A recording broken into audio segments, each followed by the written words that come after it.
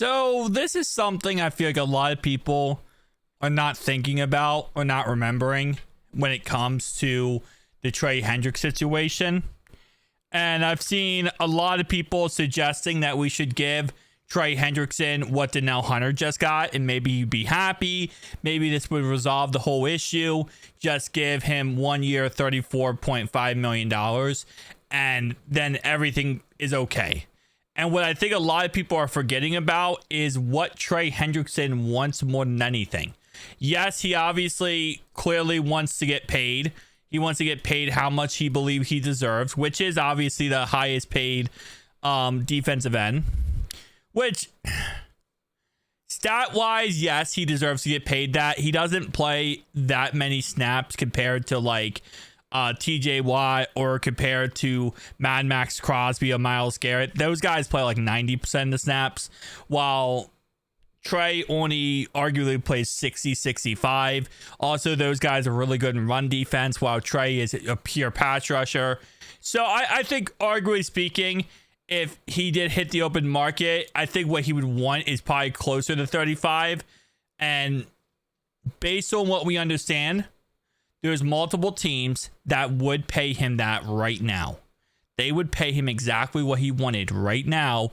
It's just a factor of the Bengals do not want to trade him. Well, they don't want to trade him unless they get a first or more back. And no team's willing to do that after they're going to pay him close to $35 million. But for those who are saying we should give him a 1 year contract, this is what he said 3 weeks ago. He says, I would like to remain a Bengal. Some things in life, like long-term security and be able to tell my wife where we're going to raise our son and not worry about playing a violent sport and shifting of where we're going, that would be ideal. And I think that a lot of people are forgetting about that one quote he said 3 weeks ago, because he's not going to take a 1 year deal, guys. He's not going to take a 2 year extension. I mean, we're lucky if we probably give him a 3 year extension. He most likely wants a 4 year extension so he knows where he's going to be for the next 4 years. He's going to be 31 soon. At the end of the day, he doesn't want to get hurt and end up in free agency and having to, fly to San Diego, LA actually, and play for the Chargers and uproot his whole entire life, move his whole entire family all the way to San Diego, LA. I keep saying San Diego for some reason. But that's the whole perspective that a lot of people aren't looking into. And a lot of people are like, oh, well, yeah, 1 year contract, he'll take that. And then we can kind of push the can down the road. And in a year, maybe we'll see how he is. This is not a normal situation.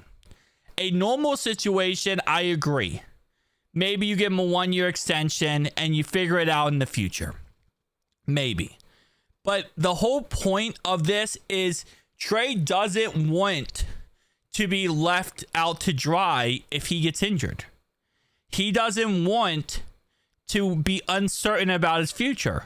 I'm sure he wants to, add on to his house. He wants to make, long-term decisions right now. Where did his kid go to school? Stuff on his wife and stuff like that. Like, he wants to start planning. Most, men, especially when they get to 30 years old and they have a wife and kids, they like to start planning their future to see where everything is going. I'm sure his wife does too. And that's really the biggest issue is at any time, unless he gets a 3 or 4 year contract, realistically speaking, there just isn't a realistic chance for him to do that. And it's one of those tricky situations because from the Bengals, they're looking at it from a business point of view, which is what they should at this point. And then from Trey, he's looking, hey, listen, I want to get at least one last contract. Then I'm going to most likely retire. He'll probably retire after this, whatever contract he gets. And then he wants to settle down and, live the rest of his life. So it's a weird back and forth, right? It's a weird back and forth that he's going through.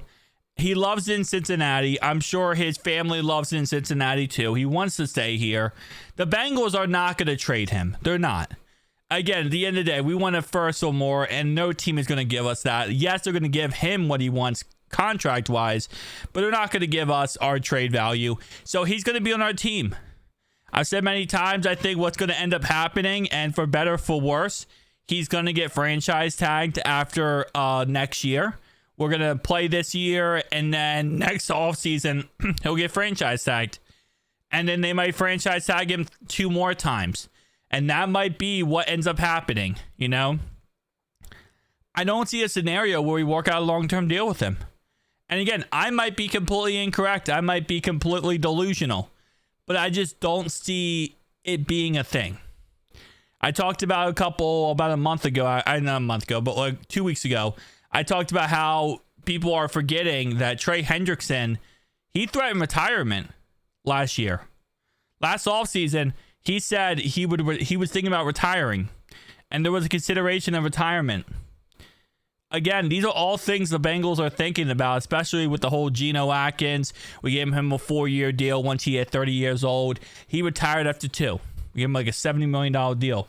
These are all things that the Bengals are taking into consideration when it comes to the Trey Henderickson situation.